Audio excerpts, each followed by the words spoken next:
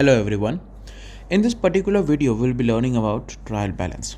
Now, before we start forward, you might be having a question. What is trial balance? So, trial balance is basically a statement. Yes, you heard it right. This is a statement, not an account. Okay so ये statement दिखता कैसा है ये statement दो form में होता है. एक ऐसा भी दिख सकता है that is name of account, debit balance, credit balance, this कि यहाँ पे ये पर्टिकुलर्स कॉलम में सब अकाउंट्स एक साथ आ जाएंगे, फिर डेबिट के अलग से कॉलम, क्रेडिट के अलग से कॉलम. एक ऐसे फॉर्मेट में बोल सकते हैं. ये फॉर्म एक ये वाला है और एक दूसरा फॉर्म है दिस. डेबिट बैलेंसेस एक साथ लिखेंगे, क्रेडिट बैलेंसेस एक साथ लिखेंगे. Both forms are valid. ये स्टेटमेंट दो तरीके से प्रेजेंट की जाती है. Okay so now what is statement? So trial balance is statement which is prepared on last day 31 March. अभी हम सबको पता होगा कि हमारा एक अकाउंटिंग ईयर होता है जो चालू होता है 1 अप्रैल से एंड होता है 31 मार्च. अब ये पूरे साल में क्या होता है कि हम लोग अपना अकाउंटिंग साइकिल चलाते हैं. Now what is accounting cycle? तो सबसे पहले तो हमारे पास आते हैं ट्रांजैक्शंस, फिर वो ट्रांजैक्शंस को हम करते हैं जर्नल एंट्री, फिर जर्नल में से बनती है हमारी लेजर्स और सब्सिडरी बुक्स,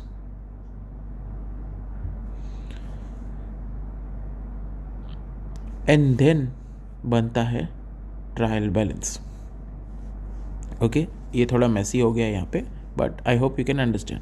सबसे पहले ट्रांजैक्शंस, फिर ट्रांजैक्शंस को जर्नल एंट्रीज में कन्वर्ट करते हैं पूरे साल भर, फिर वही जर्नल एंट्रीज का लेजर पोस्टिंग होता है, फिर लेजर पोस्टिंग या फिर सब्सिडरी बुक्स दोनों में से कोई एक बनता है या फिर तो दोनों बनते हैं. फिर उसके जो बैलेंसेस आए होते हैं वो ट्रायल बैलेंस में बनते हैं. Trial balance is nothing but a statement. वो लास्ट डे को बनता है और कुछ ऐसा दिखता है, ऐसा दिख सकता है या फिर तो ऐसा दिख सकता है. दो फॉर्मेट से आप कोई भी फॉर्मेट से बना सकते हो.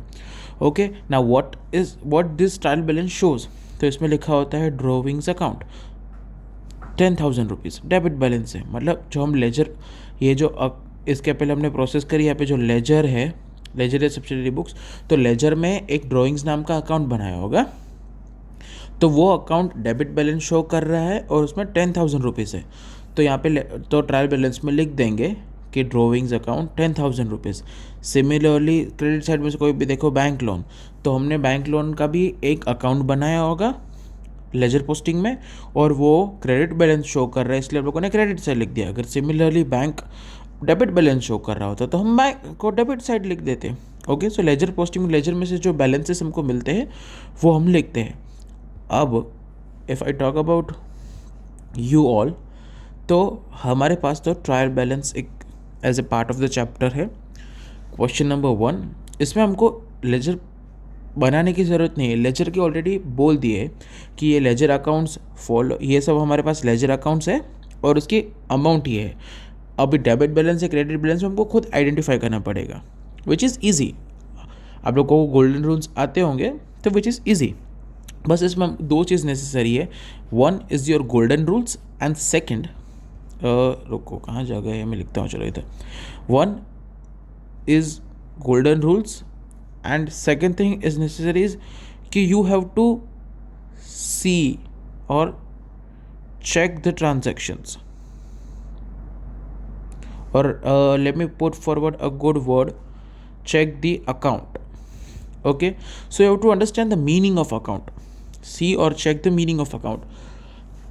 So here let us discuss the first question. The following balances are extracted from the books of Inder. From these, prepare trial balance as on 31st March 2015. So I told you that trial balance is a statement which is prepared end of the year, and they have also asked us to prepare on 31st March 2015. This period which I told you 1st April to 31st March is our accounting period. Accounting period, or people also say it accounting calendar. Whatever you want to say, you can say it. Okay so there are two type of calendars, accounting calendar and the normal calendar which we used. Accounting calendar is from 1st April to 31st March, and our normal calendar is starting from 1st January and ending on 31st December. If nothing is mentioned in the question, always go with accounting calendar because that is what we are studying, accounts. Okay, if questions specify that you have to use normal calendar, then use normal calendar sense कि 31st मार्च के बदले 31st दिसंबर को होगा अपना account complete. I hope you are getting it. Okay, so let us discuss question. The following balances are extracted from the books of Inder. Prepare the trial balance as on 31st March 2015. मतलब ये question में हमको बता ही दिया है कि 31st मार्च वाला बनाना है. कुछ भी नहीं बोला था तो भी हम 31st मार्च वाला ही बनाते हैं. अगर उनको हमको नॉर्मल कैलेंडर यूज़ करना होगा तो वो बोल देते हैं कि 31st दिसंबर को बनाओ, या फिर तो वो लोग ऐसा बोल देते कि use normal calendar. Okay, so first of all हमको यहाँ पे क्या दिया है, name of account, amount, name of account, amount. अब ये डेबिट बैलेंसेस दिए है, ये साइड की डेबिट है, ये साइड की क्रेडिट है, ऐसा कुछ मेंशन नहीं है क्वेश्चन में, तो आप अजम्पशन नहीं ले सकते कि ये सारी डेबिट बैलेंसेस है कि ये सारी क्रेडिट बैलेंसेस है. ओके, ये नॉर्मली हम दो पार्ट्स में दी हुई है. So first of all capital account, capital is having credit balance, so it will be going on credit side. Drawings is also having debit balance. Drawings क्या होता है, ड्राइंग्स मतलब कि कुछ भी पैसा या फिर तो एसेट या फिर तो stock is also an asset, but I am let me specific in another way. Like कोई भी स्टॉक, एसेट या पैसा कुछ भी अकाउंट नहीं बट ओनर अपने पर्सनल पर्पस के लिए लेके जाता है, which is known as drawings. So drawings एक expense ही हुआ, one of the expense we can consider.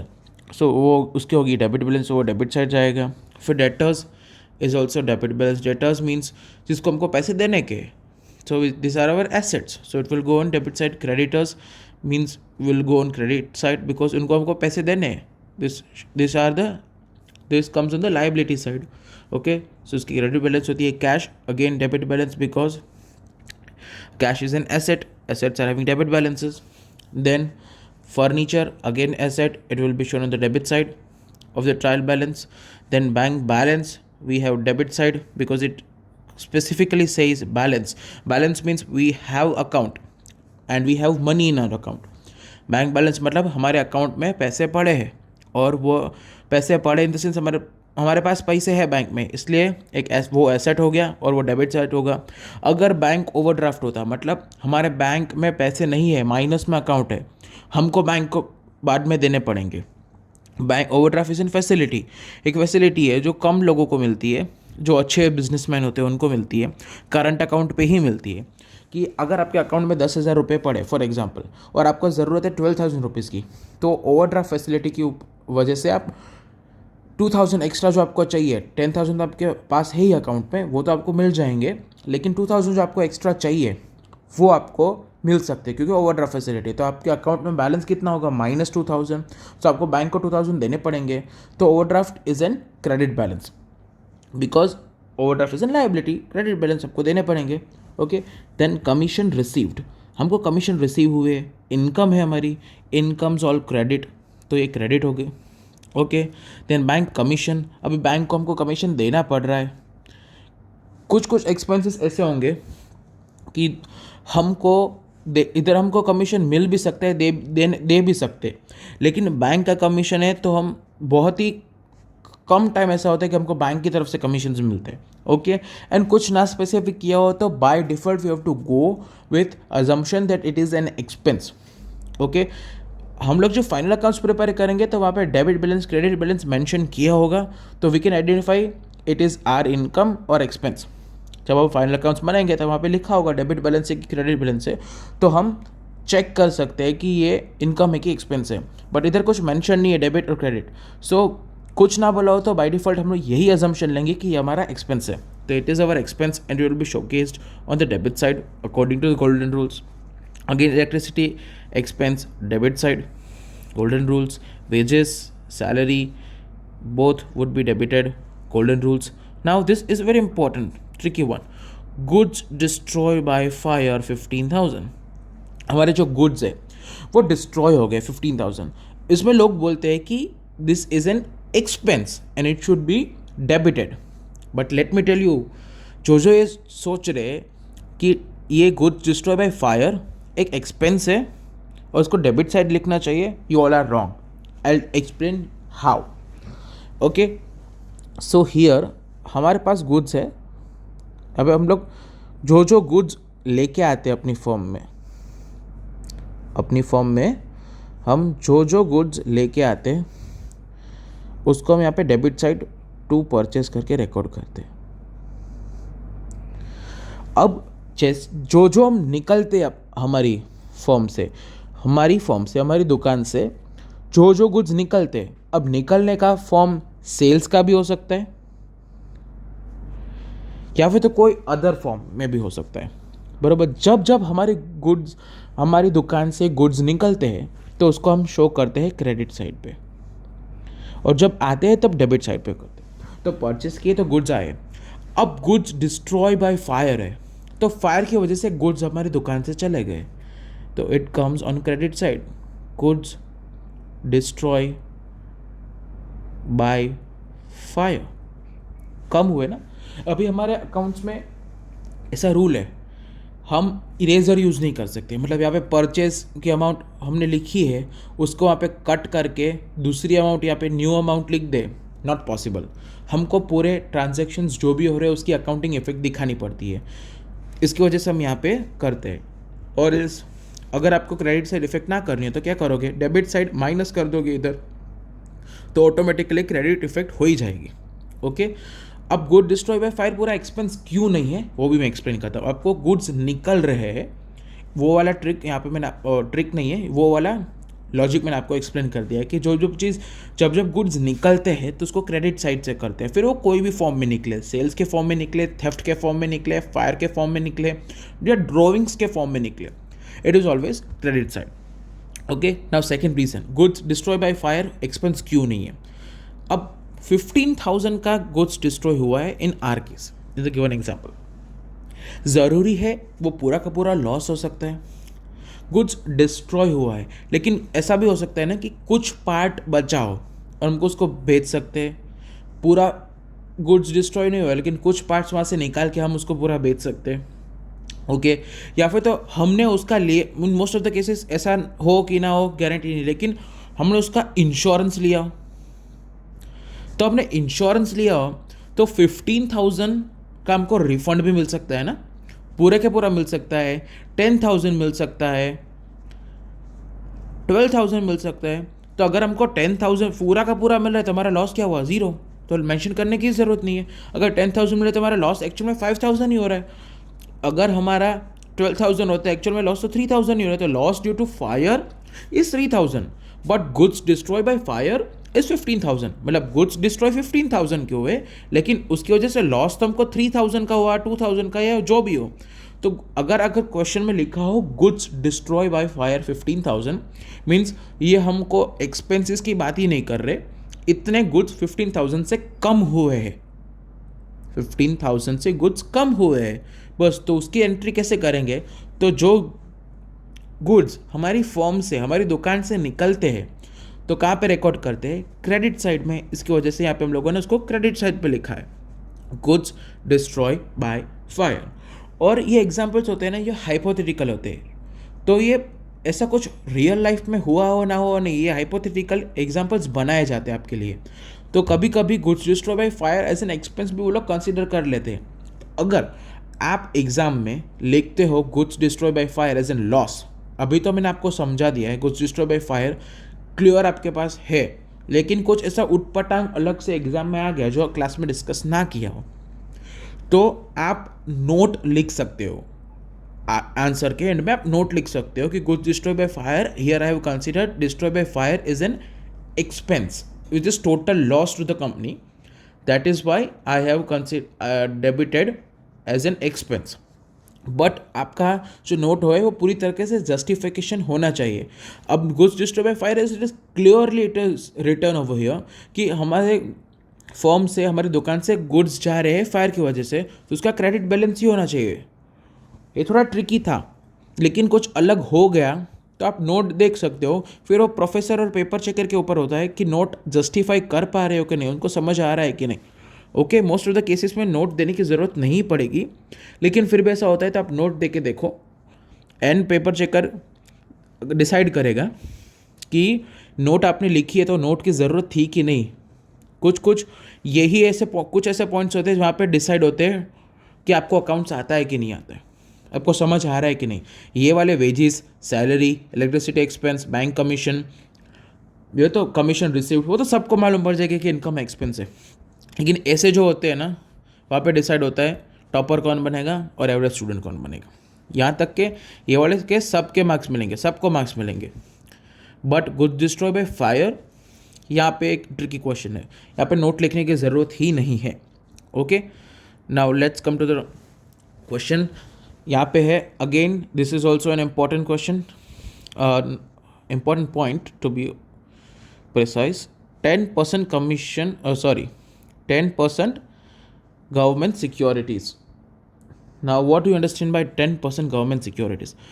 Here also many students tell that government securities है credit side आना चाहिए. Again you all are wrong. Those who are thinking कि credit side आना चाहिए, you all are wrong. Why? I'll tell you. Government security है तो debit side आना चाहिए और ये एक एसेट है। अब कैसे, वो मैं एक्सप्लेन करता हूँ। हम कुछ भी चीज़ खरीदते हैं जो जिससे हमको कुछ मिलने वाला होता है, तो वो होता है एसेट।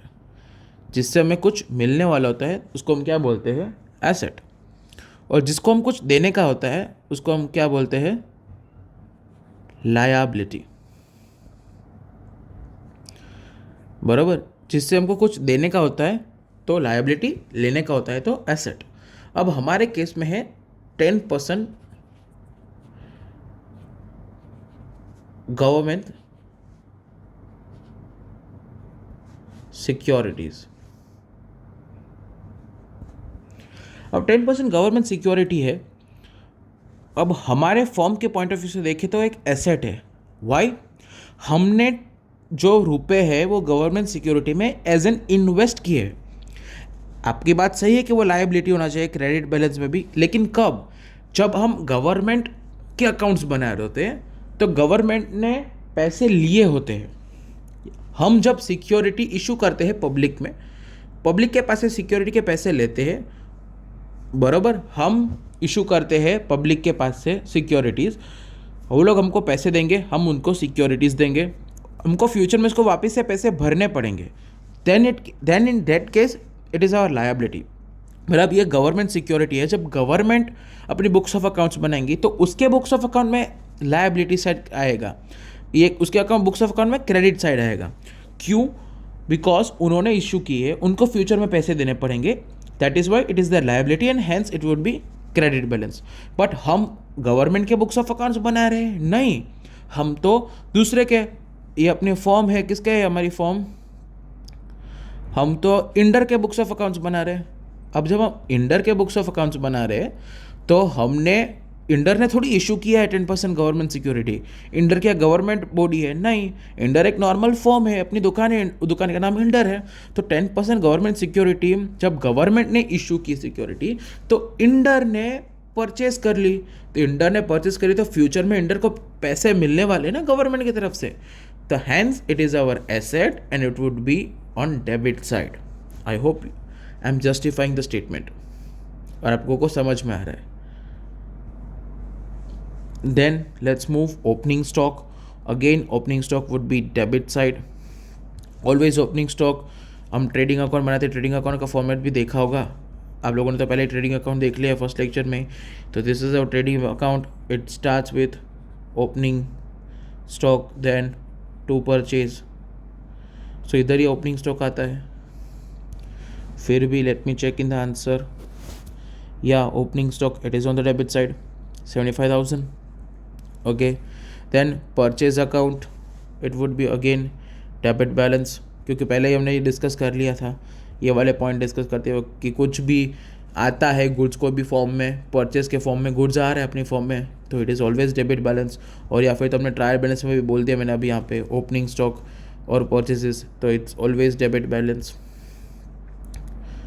ओके, देन सेल्स, तो उसका भी मैंने यहाँ पे एक्सप्लेन कर दिया है कि कोई भी फॉर्म में गुड्स बाहर निकल रहा है अपनी फॉर्म से, तो sales is one of the form, sales is one of the activity कि जिसकी वजह से बाहर निकल रहा है। तो कोई भी रीज़न से बाहर निकल रहा है अपने फॉर्म से गुड्स, तो उसको क्रेडिट करेंगे। तो sales is one of the reasons कि जिसकी वजह से अपने फॉर्म से बाहर निकल रहे गुड्स, तो उसको क्रेडिट करेंगे।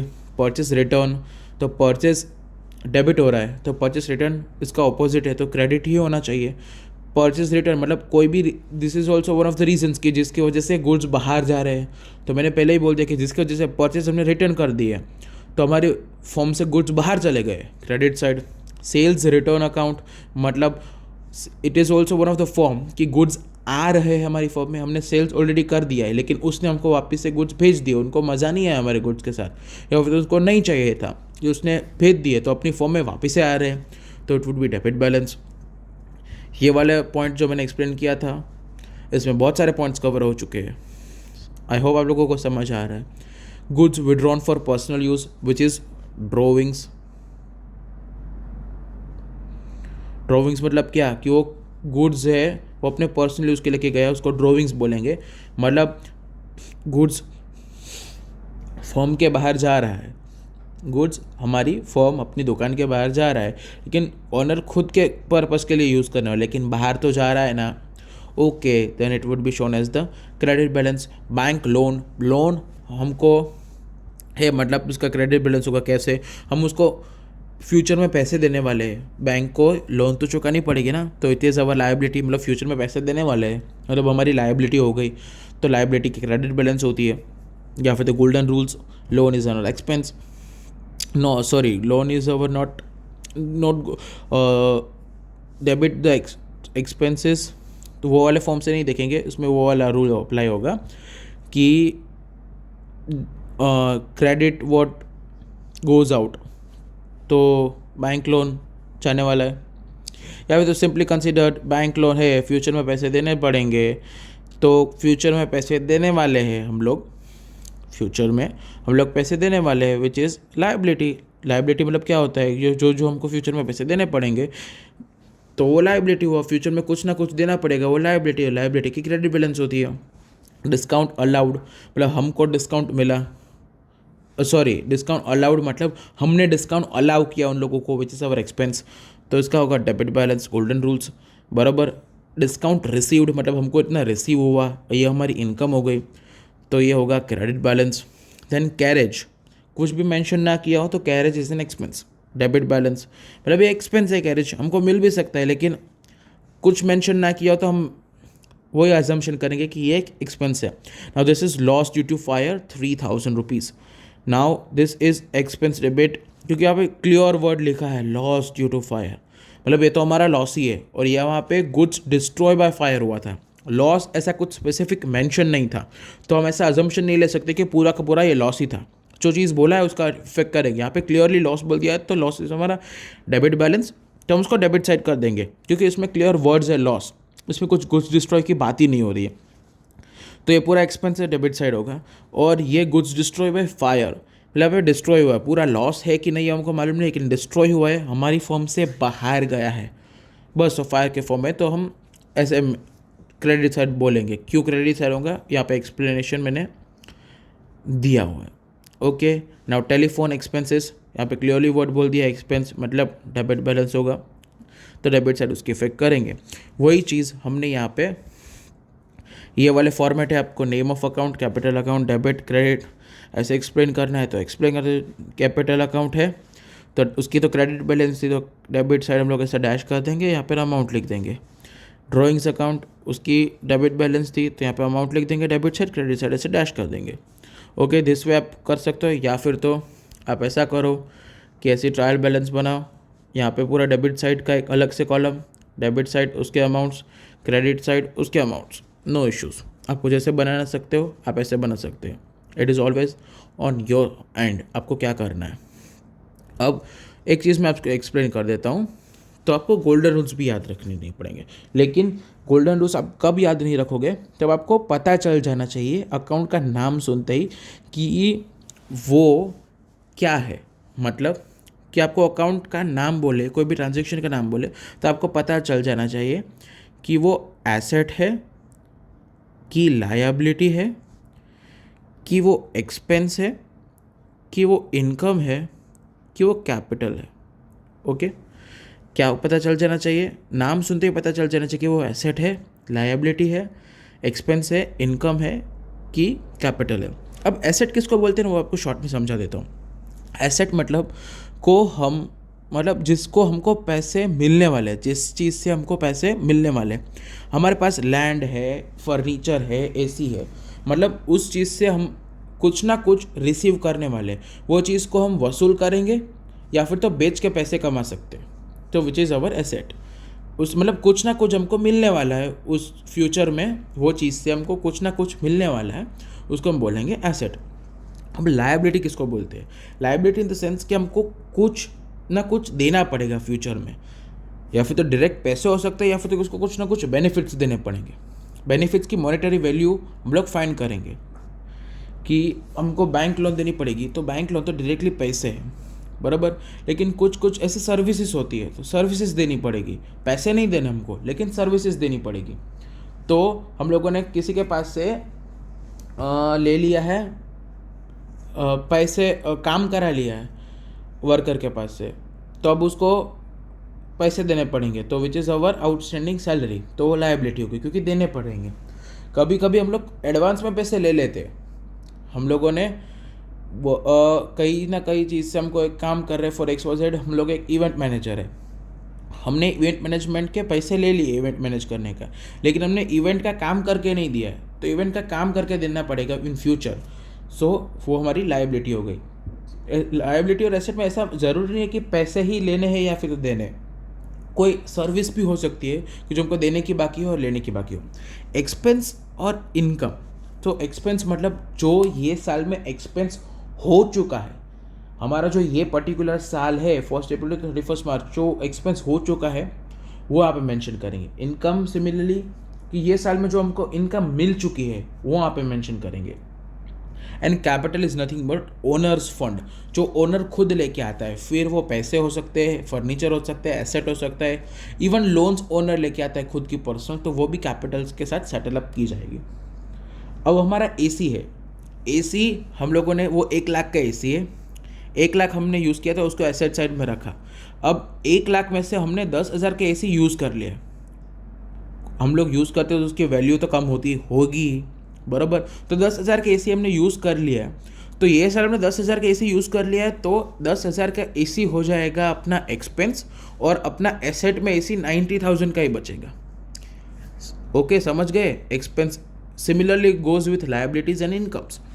Okay, so asset, liability, income, sorry expense, income and capital, इनकी ओरिजिनल बैलेंस होती है ना, इनकी ओरिजिनल बैलेंस होती है ना, वो एसेट की ऑलवेज डेबिट होती है, लायबिलिटी की ऑलवेज क्रेडिट होती है, एक्सपेंसेस की ऑलवेज डेबिट होती है, इनकम्स की ऑलवेज क्रेडिट होती है, और कैपिटल की ऑलवेज क्रेडिट होती है। समझ गए? आपको आइडेंटिफाई कर लेने का पहले ट्रांजैक्शन देख के कि एसेट है, ओके, इसमें से हमको फ्यूचर में कुछ मिलने वाला है, लैंड मतलब हमको फ्यूचर में मिलने वाला है, फर्नीचर मतलब फ्यूचर में कुछ मिलने वाला है उससे, तो समझ जाने का कि एसेट है। तो एसेट है तो मतलब क्या, डेबिट बैलेंस, कहीं ना कहीं पे वो डेबिट साइड आएगा। फिर लायबिलिटी, बैंक लोन, मतलब कहीं किसी को हमको पैसे देने के, मतलब फ्यूचर में पैसे देने के, मतलब आपको पता चल गया कि ये लायबिलिटी है, तो लायबिलिटी मतलब क्या, कहीं क्रेडिट साइड, कहीं ना कहीं पे वो क्रेडिट साइड इफेक्ट आएगी। सिमिलरली ऐसा ही एक्सपेंस, इनकम और कैपिटल के साथ होगा। अगर ये चीज़ इंक्रीज होती है, मतलब वो अपना एसेट बढ़ जाता है कि लायबिलिटी बढ़ जाती है, तो हमारे जो ओरिजिनल बैलेंसेस थे ना, वही फॉर्म में आगे बढ़ेगा, वही फॉर्म में वही साइड एंट्रीज होगी। मतलब अगर एसेट बढ़ा तो डेबिट साइड ही एंट्री होगी, लायबिलिटी बढ़ा तो क्रेडिट साइड ही एंट्री होगी, एक्सपेंस बढ़ा तो डेबिट साइड, इनकम बढ़ा तो क्रेडिट साइड, कैपिटल बढ़ा तो क्रेडिट साइड।